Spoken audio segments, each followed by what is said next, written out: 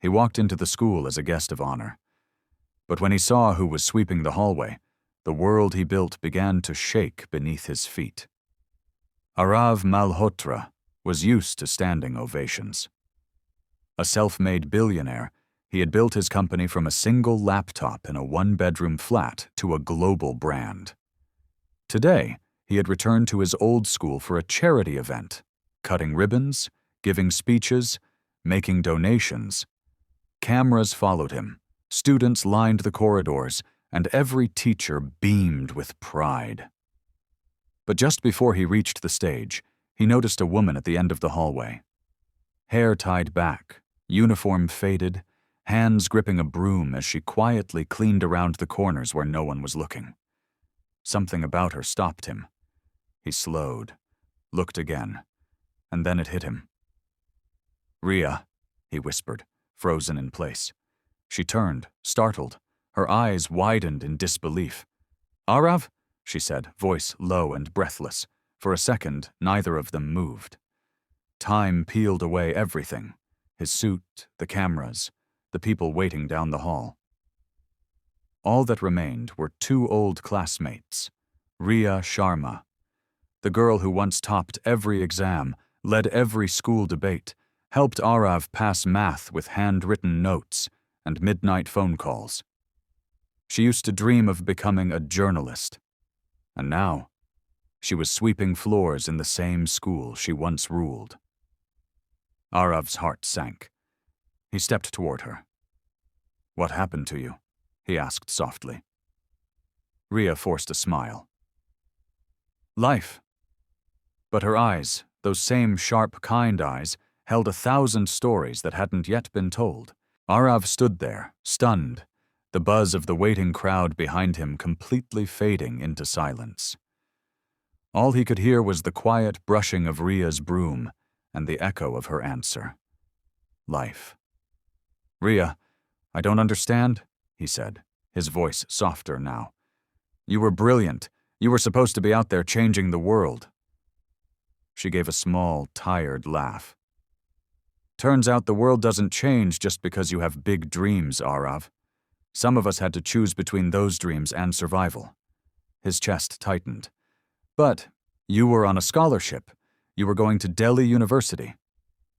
"I was," she nodded, pausing her sweeping. "Until my father had a stroke 2 weeks before my final exams. I stayed back to take care of him. My younger brother was still in school, and my mother, she couldn't do it alone." Aarav looked away for a moment, guilt rising in his throat. While he was building companies, she was holding her family together in silence. "I work here part-time," Riya continued, almost casually. "Clean the halls in the morning, help with office work during the day, tutor kids when I can. It's not glamorous, but it feeds my family." "You shouldn't be here," Aarav said. "Not like this." She gave him a look. Not angry, but steady. "And where should I be? People think failure looks messy, but this isn't failure, Aarav.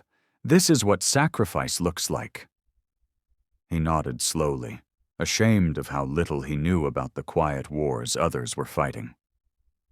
"I came here to give a speech," he murmured. "About how this school shaped me, about resilience. I didn't realize the person who taught me that was still here, quietly holding a broom." Riya smiled faintly. "Life doesn't clap for people like me, Aarav, but that doesn't mean we're not still standing." He looked at her, then at the uniform she wore, creased, faded, but clean. And he realized, for the first time in a long time, he wasn't the most powerful person in the room. Aarav didn't move. He just stood there, watching Riya walk toward the supply room with quiet dignity, as if the years hadn't dulled her strength, only sharpened it in silence. The students passed by her without a second glance. She blended into the background. But to him, she was now the loudest presence in the building. He followed her. "Riya," he said gently as she placed the broom against the wall. "You taught me more than any teacher in this place ever did. You don't belong behind these doors. You belong at the front, writing, speaking, leading." She shook her head. That version of me doesn't exist anymore. That version of you is standing right in front of me, he said, firmer this time. You were never just smart. You were fearless. You held your family together while mine tore apart. You helped me believe I could do something with my life, and now it's my turn. She looked up, confused. What do you mean? Aarav pulled out a folded envelope from the inside of his coat. This is a job offer. Communications head at my foundation. Full salary, staff. Freedom to write, speak, and shape the narrative for the causes we fight for. Her eyes widened. Aarav, I haven't worked in a real office in 10 years. He stepped closer. And yet you've led a life that would break most people. If anyone deserves this seat, it's you. Riya was speechless. Her fingers trembled as she held the envelope. Why me? She whispered. Because behind every so-called successful man is someone the world forgot to applaud, he said. You were that person for me. Her eyes shimmered, and for the first time in years, she allowed herself to believe. Maybe this wasn't just a moment of kindness. Maybe it was the door she had been quietly standing beside all along.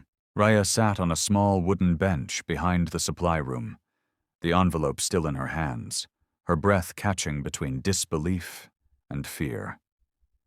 She looked at Aarav, this man the world now worshipped, and saw in his eyes something far more powerful than charity. He wasn't offering her help out of guilt.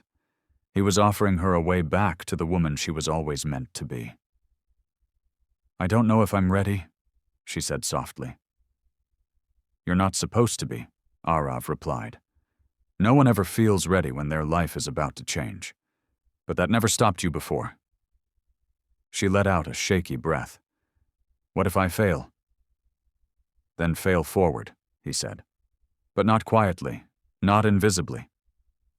She looked at him, long and hard, and then she laughed under her breath, the kind of laugh that broke through layers of dust in her soul. You haven't changed much, she said, standing slowly. Neither have you, he replied. You just forgot how much you mattered. That afternoon, the school assembly went on as planned.